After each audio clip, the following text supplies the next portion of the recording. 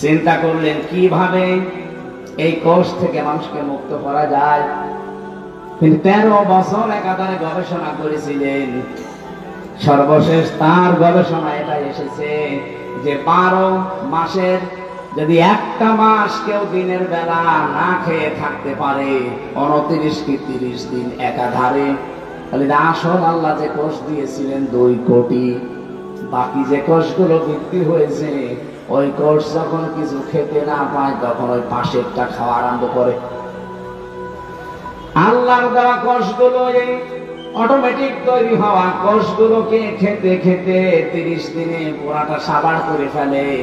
30 দিন যদি একাধারে খেতে থাকে ওর শরীরে অতিরিক্ত আর একটা কোষও বাকি থাকে না।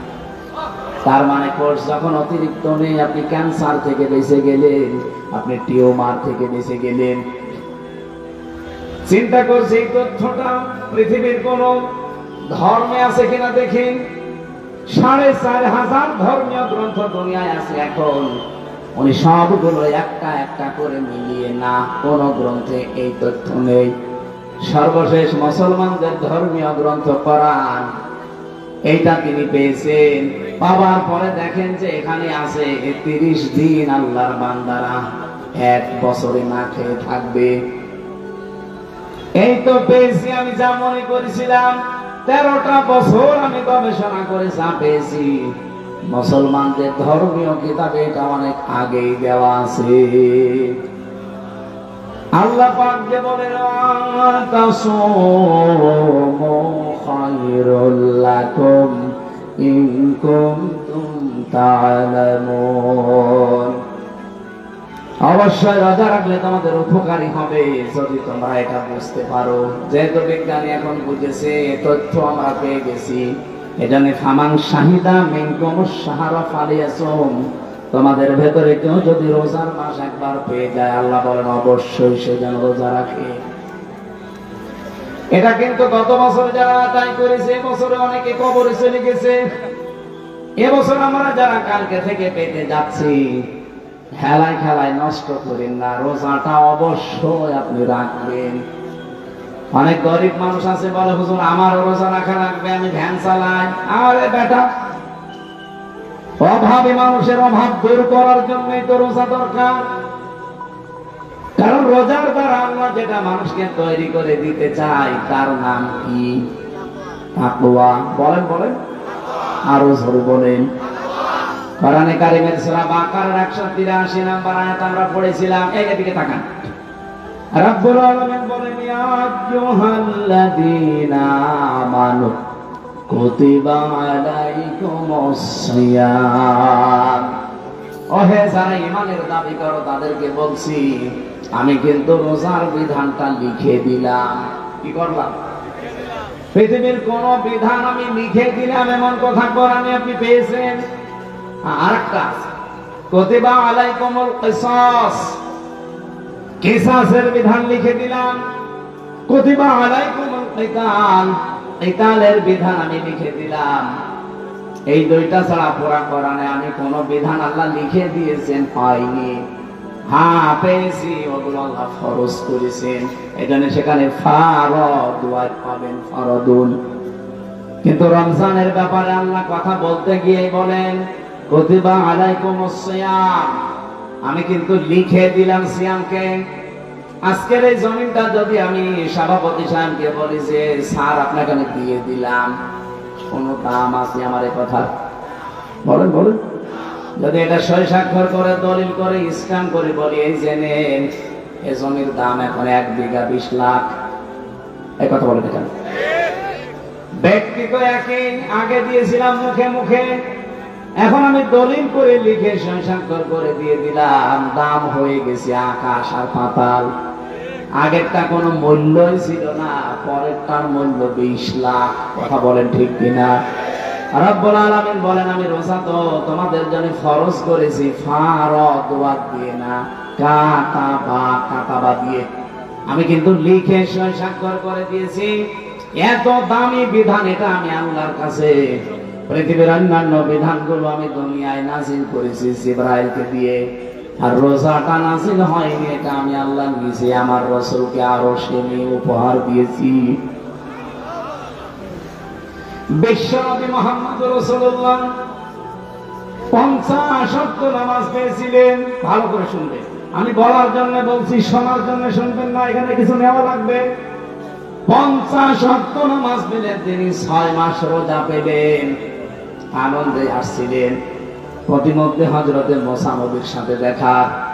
হযরতে মুসা ডাক দিয়ে বলেন, ইয়া রাসূলুল্লাহ, আপনার মর্যাদা আমার সাথে বেশি, কিন্তু অভিজ্ঞতা আপনার সাথে আমার বেশি, কারণ দুনিয়ার জীবন আমি পার করে এসেছি।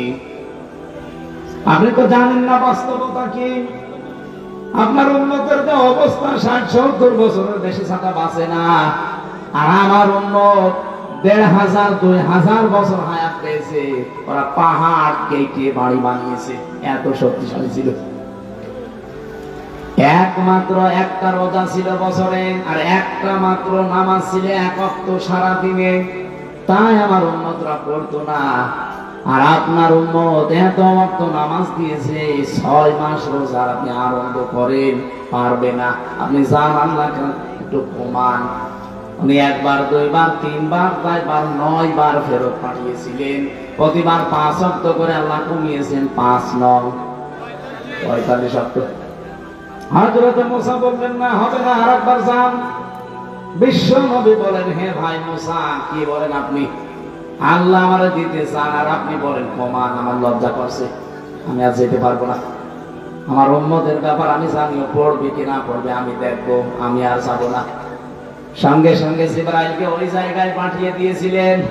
তখন তিনি 6ষ্ঠ আকাশে আছেন। রব্বুল আলামিনের ফেরেশতা জিবরাইল এসে বলে, ইয়া রাসূলুল্লাহ, আল্লাহ আমাকে পাঠিয়েছেন 2টা বিষয় জানানোর জন্য।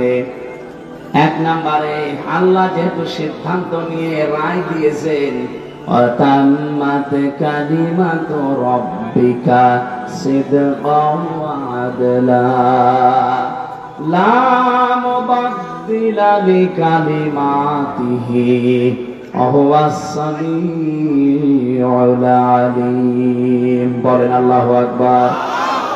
সূরা আনআম 115 নম্বর আয়াত। খুব ভালো করে খেয়াল করবেন, এখন সেই শিক্ষাটা আসবে, এটা নিয়ে বাড়ি যাওয়া লাগবে। শুধু এসেছেন চলে যাবেন না। এই জন্য আমি মাহফিল করি না, আমি কিছু দেব এমন যেটা কোরআন হাদিসের সাথে মিলে গেলে আপনাকে নিয়ে বাড়ি যাওয়া লাগবে। কথা বলেন না কেন? এখানেই রেখে চলে যান, তাহলে আপনার ওয়াজ শুনতে আসার দরকার কি? বলেন তো, বাড়ি নিয়ে যাবেন কিনা? হ্যাঁ, বাড়ি নিয়ে যাবেন না? আওয়াজ পাওয়া যাচ্ছে না, যাবেন?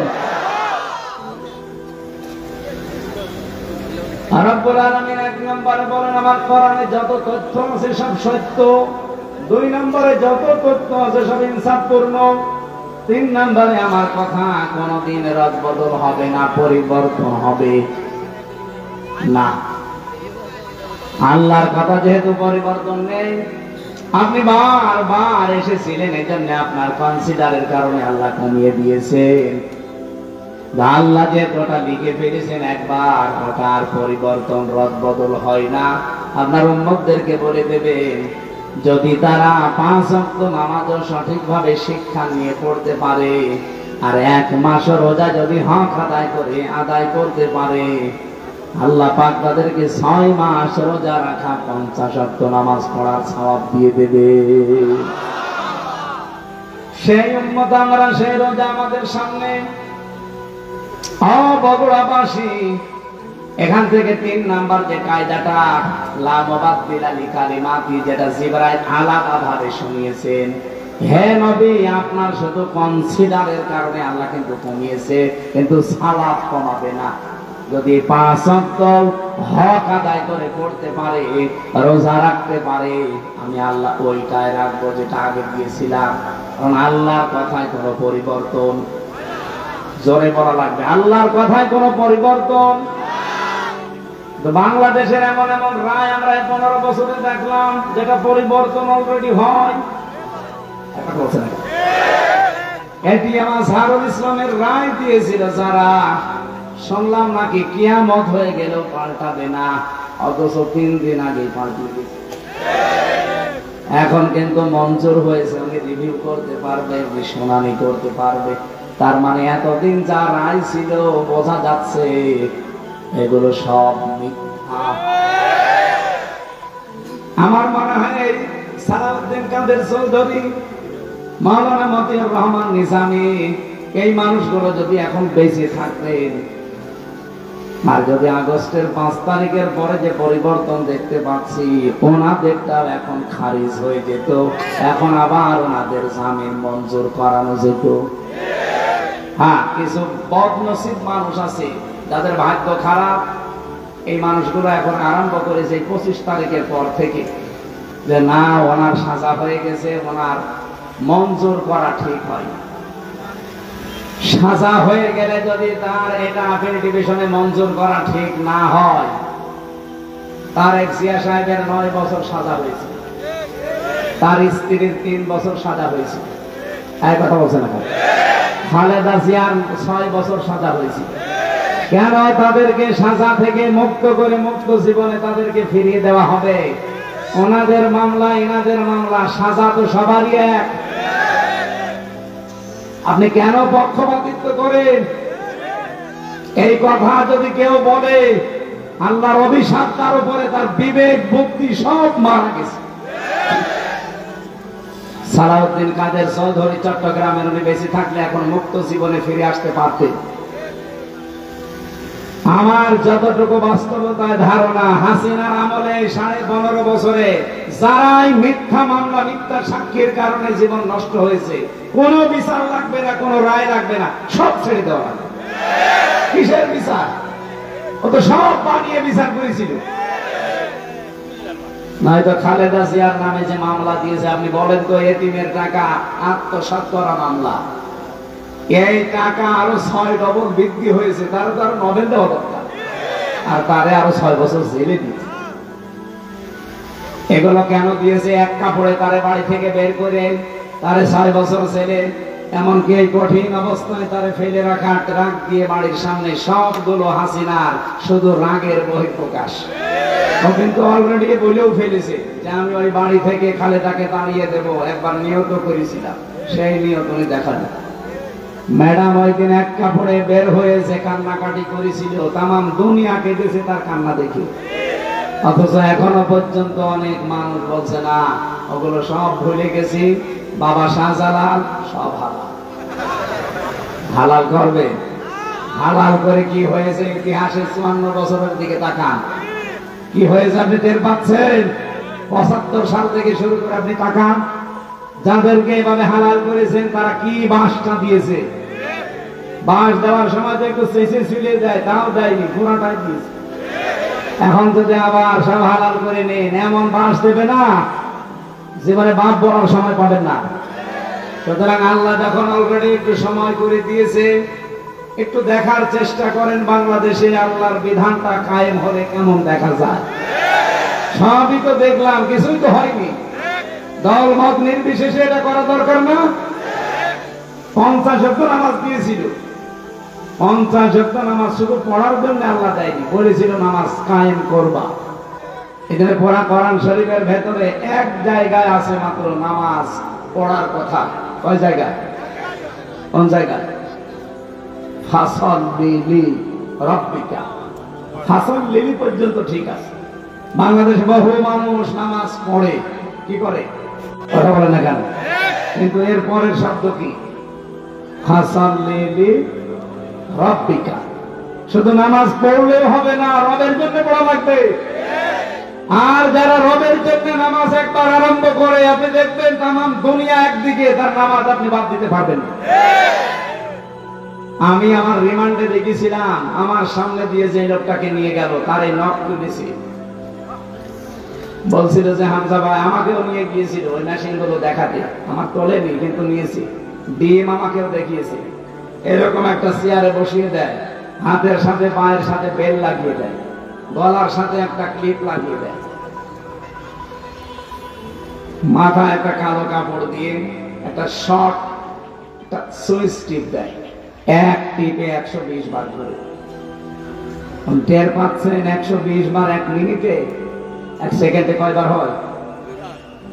চিন্তা করতে পারেন, আপনি ঘুরে দেখান তো।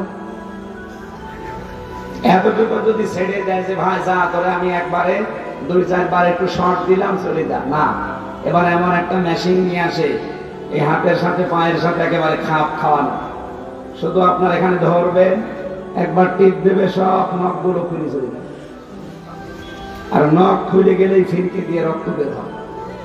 আপনি নখ খুলে দেখেন কি রক্ত বের হয়। রক্ত যেই ফিরকি দিয়ে বের হবে তখন পাতলা মিহি যে লবণ ওটা ছিটিয়ে দেয়। বলতেই যদি আমার এমন লাগে, আমি নিজে ফেস করে আসলাম, কত বড় কঠিন ছিল বলেন তো। আপনি তো নিজেকে কোনোদিন আয়না ঘরের সামনে দাঁড় করা, যে ব্যারিস্টার আরমান 8 বছর ছিল ওই ঘরটায়, এদিকে 3.5 হাত, এদিকে 1.5 হাত, সামনে টয়লেট দেওয়া, যার কোনো দরজা নেই, কোনো দেওয়াল নেই, ওদের সামনে বসে টয়লেট করা লাগে। আমি নিজে করেছি। জেলখানায় তো তাও অন্তত 1-1.5 হাত টয়লেটের দরজা দেওয়া আছে, আর ওখানে কোনো দরজা নেই, আবার পায়ের সাথে চেন বাঁধা থাকে। আপনি কতক্ষণ থাকতে পারবেন এইভাবে? 2 দিন, 5 দিন, 7 দিন। ওটা লোক 8 বছর কাটিয়েছে, 10 বছর কাটিয়েছে আমার আজমি ভাই। এখনো পর্যন্ত অনেকে জালেমের সাফাই গায় আর বলে না এটিএম আজহারুল সাজাপ্রাপ্ত মানুষ, ওনারে মামলায় জামিন দেওয়া হবে কেন? ওর জবাই করা দরকার। সরকার হাসিনার আবার মামলা কিসে? ও তো যা করেছে সব আগে পড়ে ওর বাবার ওই হত্যার প্রতিশোধ নেওয়ার জন্য। ওর বাবার নাম শুনলে আজ পর্যন্ত কোন মানুষ কথা বলেছে যে শহীদ বঙ্গবন্ধু? না, আমি পাইনি। কিন্তু আপনাদের বগুড়ার সন্তান শহীদ জিয়া নাম শুনলে মানুষ আগে শহীদ বলে। কেন? এমনি এই শব্দটা তো খেলাধুলা জিনিস না যে ডাক্তার নামের সাথে লাগিয়ে দেবে। শহীদ হওয়া কত বড় দামি জিনিস আল্লাহর কাছে জানেন? শহীদরা মরে গেছে কথা বলা নিষেধ, শহীদরা মরে গেছে ধারণা করা নিষেধ। কত দামি শব্দ! এই জন্য আমরা শহীদ বঙ্গবন্ধু আজ পর্যন্ত কারো মুখে শুনি না, কেউ বলেন না। এতটুকু বলে যে ওনারে ওইভাবে মারা ঠিক হয়নি, ওনারে টুকরো টুকরো করার দরকার ছিল। কিন্তু শহীদ জিয়ার নাম শুনলে আপনি বলেন, নাম শুনলে আগে মানুষ শহীদ বলে। উনি যে কাজটা করে দিয়েছিলেন আরাফাতের ময়দানে, ওনার জীবনে কি কবুল হবে না হবে আমি জানি না, তবে এই কাজটা আমার মনে হয় আল্লাহ ভালো লেগেছে। লক্ষ লক্ষ মানুষ সেখানে যে ছায়ায় আশ্রয় পায়, আমি নিজেও সে আশ্রয়ে ছিলাম ছায়ায়। মন থেকে এমনি দোয়া আসে, আল্লাহ এই ছায়াটা যিনি দিলেন তৈরি করে, তার মাথার উপর তোমার কুদরতের ছায়া তুমি দিয়ে দিও। আরাফাতের ময়দানে হাসিনের দোয়া আল্লাহ ফেরত দেয় না, কবুল হয়।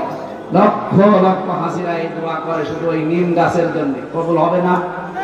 আমিও মন থেকে লোকটার জন্য শ্রদ্ধা এবং সম্মান নিয়ে দোয়া করি, আল্লাহ যেন শহীদ জিয়াকে শহীদ হিসাবে কবুল করে এবং তাকে যেন মাফ করে দেন। বলেন আমিন। এই জিয়া পরিবারটা আপনারা জানেন একটা মাজলুম পরিবার। তার একটা ছেলেকে মেরে ফেলেছে, বউটাকে জেলে রেখেছিল, একটা ছেলে তো বাইরে। কত বড় কঠিন পরিস্থিতি পার করলো। অথচ এই দলের ভেতরে এখন বাম আর রাম 2 গ্রুপ হয়ে একটা অলরেডি দাদা বাবুদের সাথে বাবা শাহজালাল সব হালাল করার চেষ্টায় আছে। আর একটা গ্রুপ যেটা ডানপন্থী, এত কঠোর, কোন ভারত না কোন পাকিস্তান না, এই দেশ চলবে আমাদের নিজেদের ভোটে। আর আমরা এইটা চাই, এদেশের মাতব্বরি কোন ভারত না, কোন চীন না, কোন পাকিস্তান না, কোন সৌদি আরব না, এখানে চলবে আমাদের মন মতো। যেহেতু 96% মুসলমান এখানে আমরা বাস করি, আমরা আল্লাহর গোলাম পরিচয় দেই, সুতরাং আমরা আল্লাহর বিধান এখানে চাই। এ ব্যাপারে কারো যদি দ্বিমত থাকে হাত তোলেন।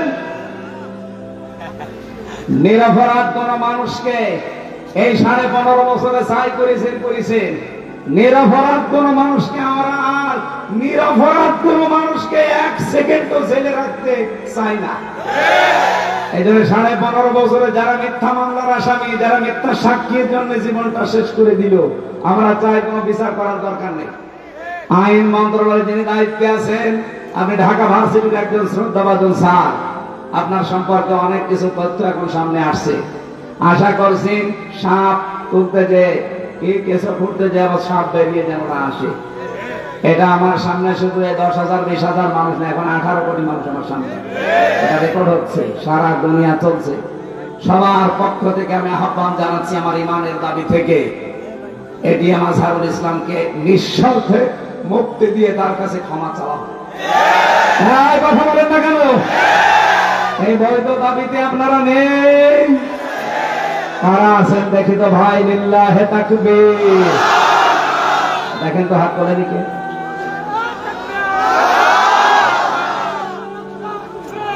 আলহামদুলিল্লাহ।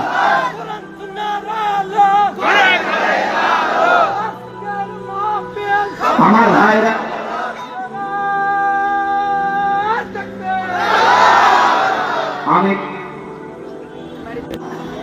আমি কথা তুলেছিলাম লা মুবাদদিলা লিকালিমাতিহি, আল্লাহর কালামের কোনো পরিবর্তন নেই।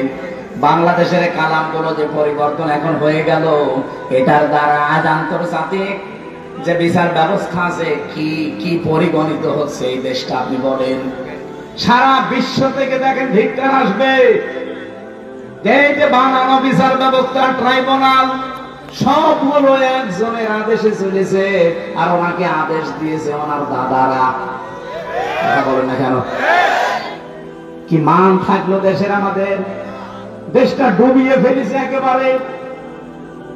সারা দুনিয়া থেকে এখন কিন্তু কথা অলরেডি আসতেছে যে তাহলে এটিএম আজহারুল ইসলামকে যদি সত্যি এখন রিভিউ মঞ্জুর করে, তাহলে এর আগের গুলো ওই রকমই ছিল। এটা তো সব দেখছি বানানো বানানো ছিল। ট্রাইব্যুনালও বানানো, বিচারপতিও বানানো, সাক্ষীও বানানো, প্রসিকিউটর বানানো। এই কথা বলছে না? যিনি বাদী মামলার তিনিও বানানো। কারণ তাদেরকে সাক্ষী দেওয়ার জন্য নিয়েছে। শুনলাম নাকি একজন সাক্ষীর বয়স, উনি জন্মই নিয়েছে 1974 সালে আর সাক্ষী দিয়েছে 1971 সালে। তার মানে পেটের ভেতরেও আসে না, তখনই সাক্ষী দিয়ে ফেলেছে।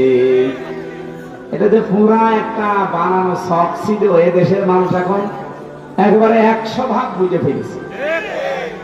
আল্লাহর নবীর এই হাদিস থেকে যে বর্ণনা দিচ্ছিলাম, 6 মাস রোজা কিন্তু লিখিত ছিল। কোন রদ বদল আছে? বলেন বলেন।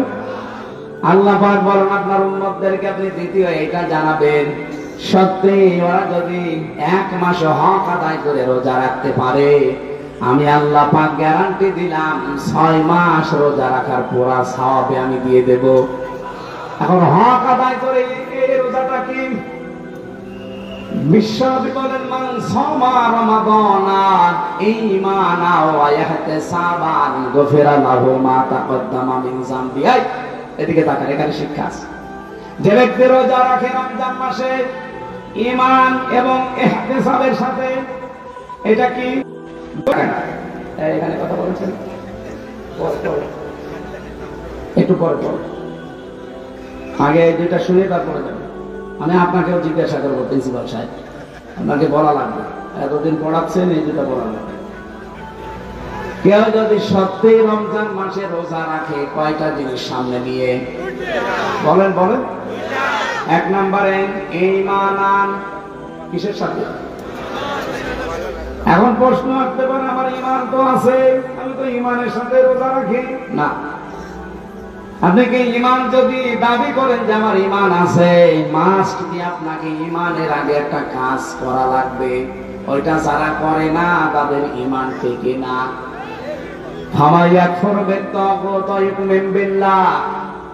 আল্লাহ পাক নিজে বলেন সূরা বাকারা 256 নম্বর আয়াতের মাঝের অংশে আছে, কেউ ঈমান আনতে চাইলে তার প্রথম কাজ হবে সে যেন তাগুতকে ছেড়ে দেয়। তাগুত কাকে বলে? তাগুতের অর্থ 4টা। 1 নাম্বার তাগুত হচ্ছে ওই শক্তি সে আল্লাহর হুকুম নিজে মানে না, অন্য কেউ মানবে, মানতেও দেয় না। বলেন তো এই তাগুত পৃথিবীতে নেই? হ্যাঁ বলেন না কেন?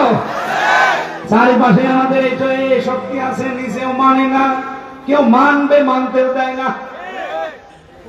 2 নম্বরে তাগুত শয়তান। 2 নম্বরে কি?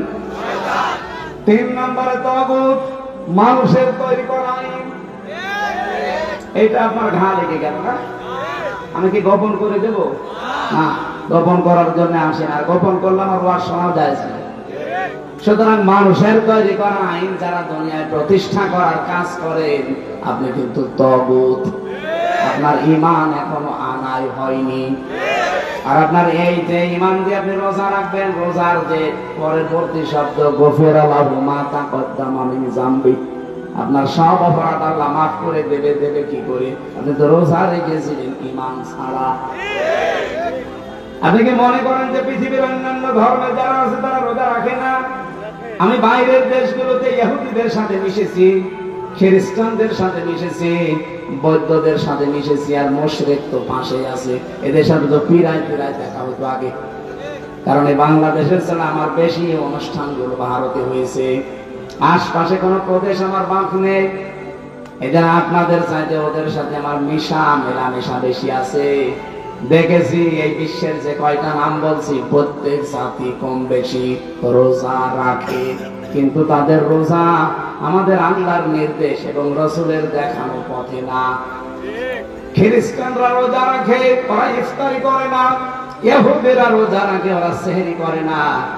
আর হিন্দু যারা কেউ মরে গেলে ওরাও রোজা রাখে, উপোস থাকে, ওরা সেহরিও নেই, ইফতারিও নেই। আমাদের নবী যে আনন্দের কথা জানিয়েছেন, লিসাইমি ফারহাতান, ফারহাতুন ইনদা ফিতরিহি ওয়া ফারহাতুন ইনদা লিকাই রাব্বিহি। ইবনে মাজাহ শরীফের হাদিস। নবীজি বলেন প্রতিটি রোজাদারের জন্য দুইটা আনন্দের জায়গা আছে। এক নম্বরে ও যখন ইফতারি নিয়ে বসবে সারা দিনের পরে, তখন একটা আলাদা আনন্দ আল্লাহ তাকে দান করবে। দুই নম্বরে যখন রোজাদাররা রায়্যান নামক দরজা দিয়ে প্রবেশ করে আল্লাহর সাক্ষাৎ পাবে, এটা সবচাইতে বড় আনন্দের বিষয়। অন্যান্য জাতির রোজা কি আমাদের মতো? বলেন বলেন। প্রথম নম্বরে কি বললাম? রোজা রাখতে হলে আপনাকে এক নম্বরে ঈমান, ঈমানের সাথে। আর ঈমান আনতে হলে আগে আপনাকে তাগুত ছাড়া লাগবে।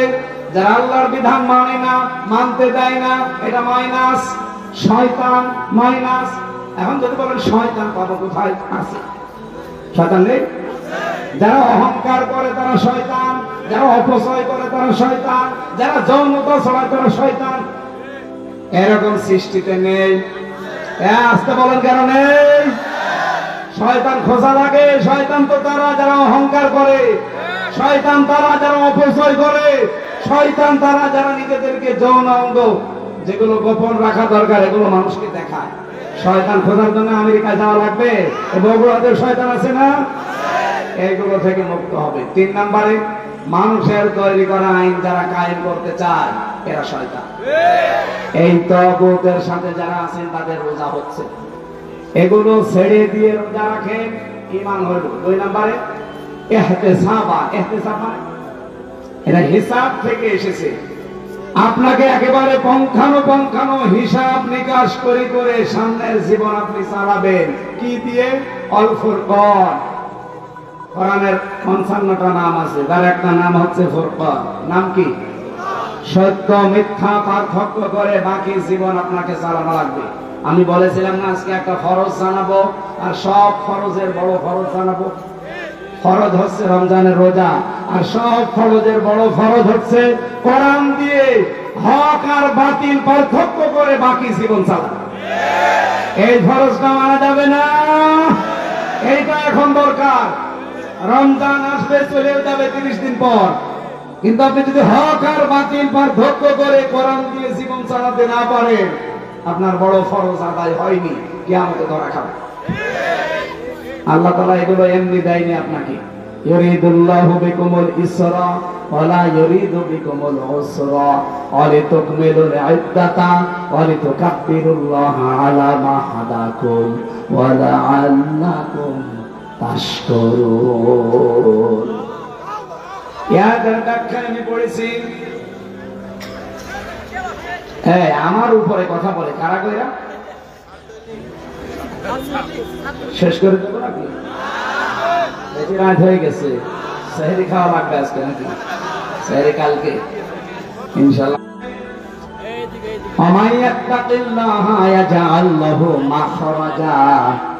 রব্বুল আলামিন বলেন যদি রোজা রাখার দ্বারা মানুষ তাকওয়া অবলম্বন করে, এমন জায়গা থেকে আমি আল্লাহ তার রিস্কের ইউসুফে 12 নম্বর পারা 17 নম্বর পৃষ্ঠার প্রথম নম্বর লাইনের 23 নম্বর আয়াতে পাবেন وراودته التي هو في بيتها عن نفسه وغلقت الأبواب وقالت هيت لك রব্বুল আলামিন বলেন যে মহিলার ঘরে হযরত ইউসুফ ছিলেন ও কিন্তু তাকে ফাঁসলিয়ে নিয়ে গেছে 7 তলা বিল্ডিং এর উপরে 7টা দরজায় তালা লাগিয়েছে নিজের কাপড় চোপড় সবগুলো খুলেছে আর ডাক দিয়েছে ওয়াকালাত হাইতা লাক আমার দিকে আসো হযরত ইউসুফ প্রথমে তিনি বললেন ক্বালা মাআযাল্লাহ ইন্নাহু রাব্বি আহসানা মাসওয়ায়া ইন্নাহু লা ইফলিহুজ জালিমুন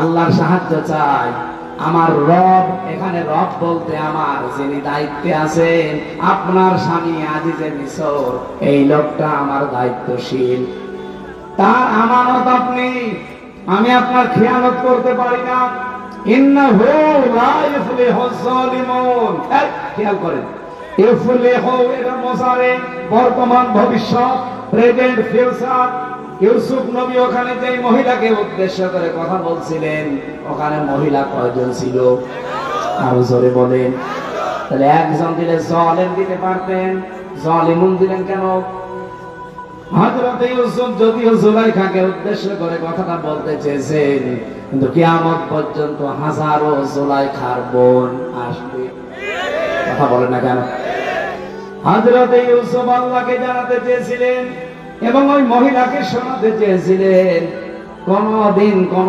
জালেম সফল হচ্ছে না হবে না ওই আয়াতটা কোরআনে এখনো আছে না নেই আরো জোরে বলেন আছে না নেই সুতরাং যারা জালেম হবেন চর্মচোখে মনে হবে হ্যাঁ অনেক কিছু পাচ্ছি অনেক উন্নতি হচ্ছে যদি জুলুম আপনার ভেতরে পাওয়া যায় আল্লাহর কসম কোনদিন আপনি সফল হতে পারবেন না যে জায়গার ইচ্ছা করেছিলেন ওখানে যাওয়ার আগে আপনার পতন হবে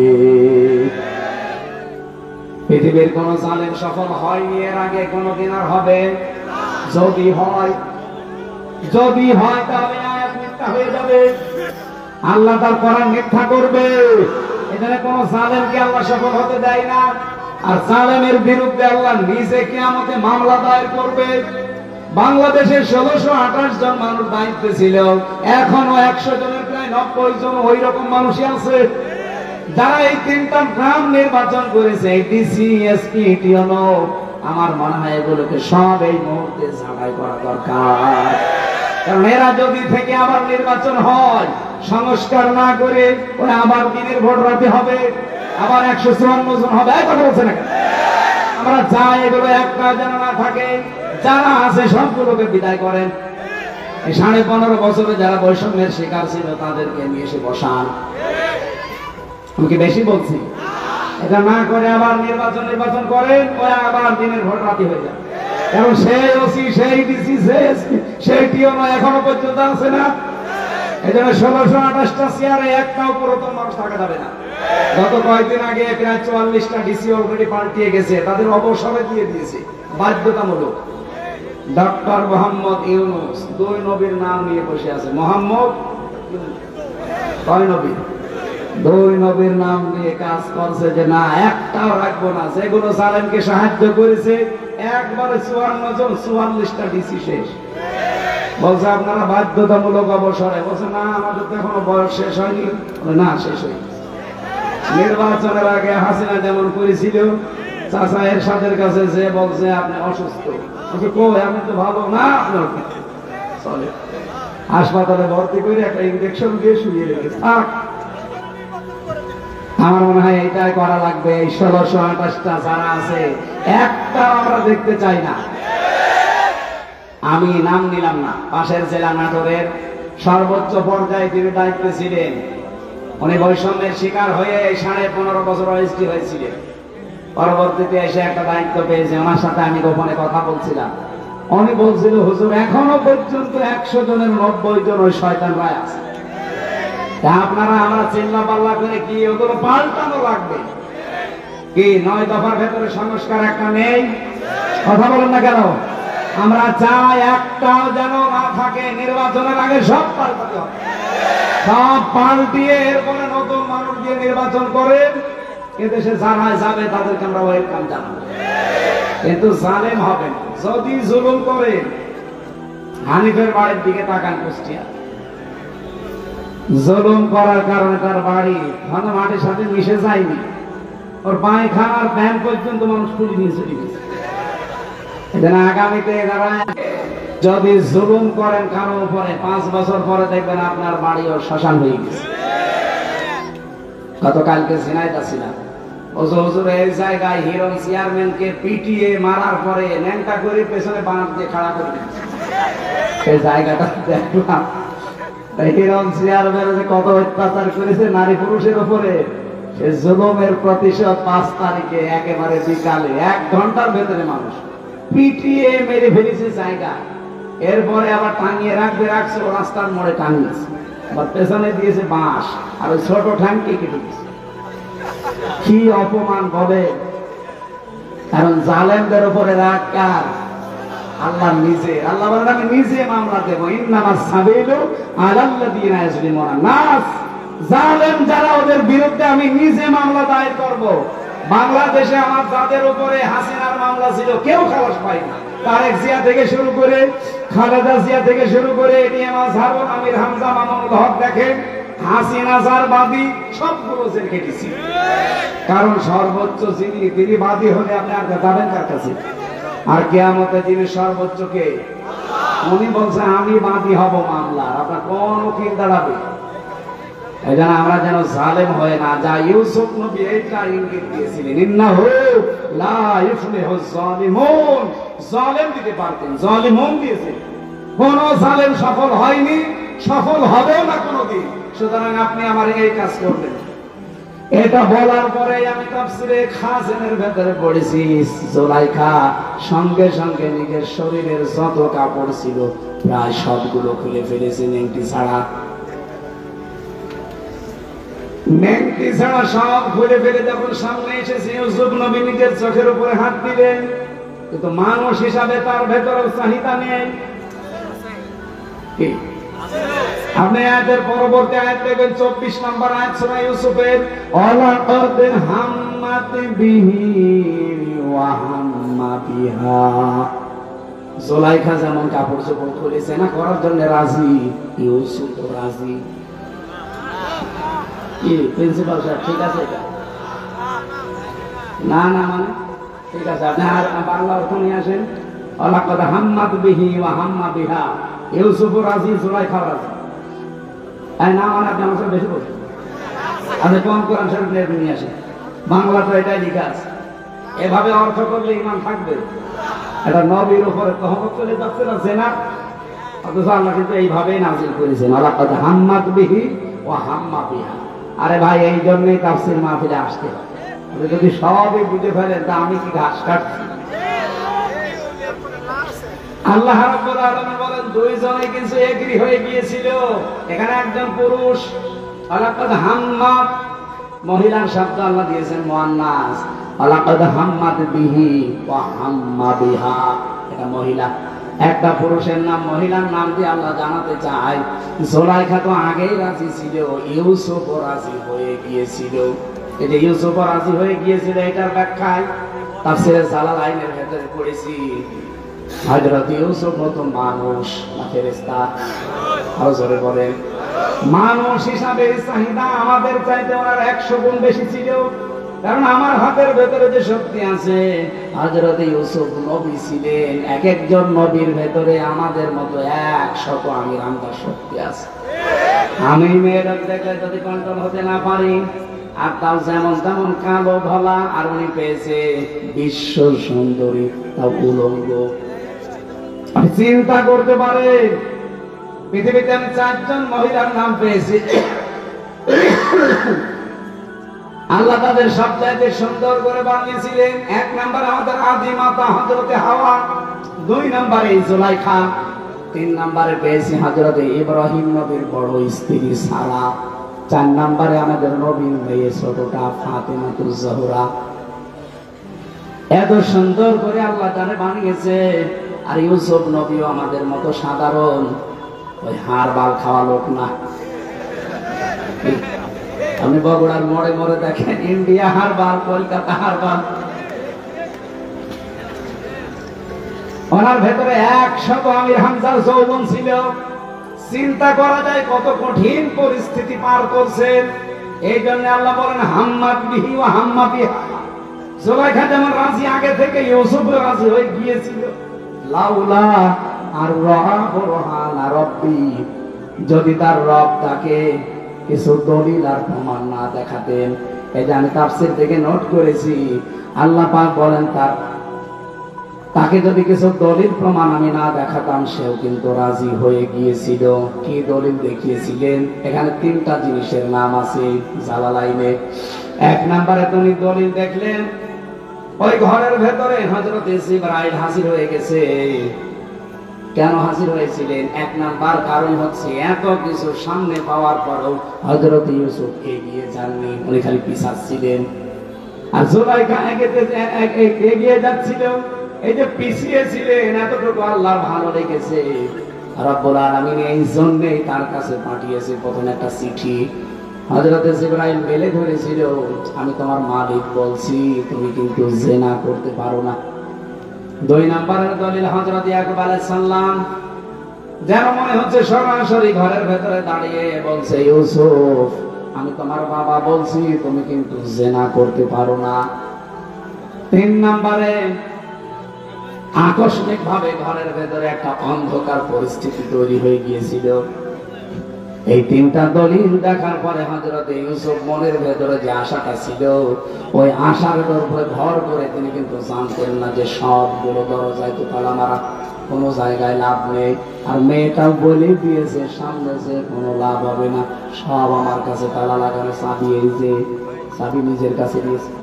শুধু মনের উপরে জোর দিয়ে আল্লাহর উপরে ভরসা করে তিনি যখন দৌড় দিয়েছেন, দরজার কাছে যাবার পরে খাজেনে পাবেন, খাজেন তাফসীর। দরজা প্রথম যেটা ওর কাছে যাবার পরে দেখে না, দরজা খোলে না। মনে মনে সিদ্ধান্ত নিলেন, আল্লাহ আমি তো তোমার উপরে ভরসা করে মনের উপরে জোর দিয়ে এ পর্যন্ত দৌড়িয়ে এসেছিলাম। কমপক্ষে এই বাস থেকে বাস পর্যন্ত, এই ঘরের কোণা থেকে এ পর্যন্ত দরজায় আমি আসলাম। দরজা তো যে অবস্থা, তো নিচে মানুষের ভাঙা সম্ভব না, তালা লাগানো। ইউসুফ নবী এই কয়েক সেকেন্ডের ভেতরে ভাবছিলেন ওই মহিলাও দৌড় দিয়েছে। প্রথম নাম্বারে যখন 1 পা 2 পা করে জুলাইখা এগিয়ে আসে, ইউসুফ নবী তো চোখ বন্ধ করেছিলেন। হঠাৎ চোখ খুলে দেখে দরজা খুলে গেছে। রব্বুল আলামিন বলেন, ওয়া ইয়াত্তাকিল্লাহা ইয়ারযুকহু মিন হাইসু লা ইয়াহতাসিব ওয়া ইয়াতাওয়াক্কাল আলাল্লাহি ফাহুয়া হাসবুহু। ইলা আখিরি আয়াত। সূরা তালাকের 2 এবং 3 নম্বর আয়াতে আছে, আল্লাহর প্রতি কেউ যদি তাকওয়া অবলম্বন করতে পারে, অবশ্যই আল্লাহ এমন জায়গা থেকে তার রাস্তা তৈরি করে দেয় তার ধারণাও ছিল না। ইউসুফ নবী কোনোদিন ধারণা করে না যে দরজা খুলতে পারে। খুলেছে কে? কিসের কারণে? তাকওয়া। বলেন বলেন। আমার রমজান আল্লাহ দিবে এইটা তৈরি করার জন্য। নারী পুরুষ সত্যি যদি এইটা তৈরি করতে পারি 1 মাসের ভেতরে, আগামী বাকি জীবনে এমন এমন জায়গায় বিপদে পড়বেন, সাহায্য আল্লাহ পাঠাবে যেটা ধারণাও আপনার ছিল না। ওই আল্লাহ এখনো নেই। ওই আল্লাহর দিকে তাকিয়ে রমজানের হক আদায় করে রোজা রাখার চেষ্টা চালানো দরকার। আমি শেষ করে দিলাম।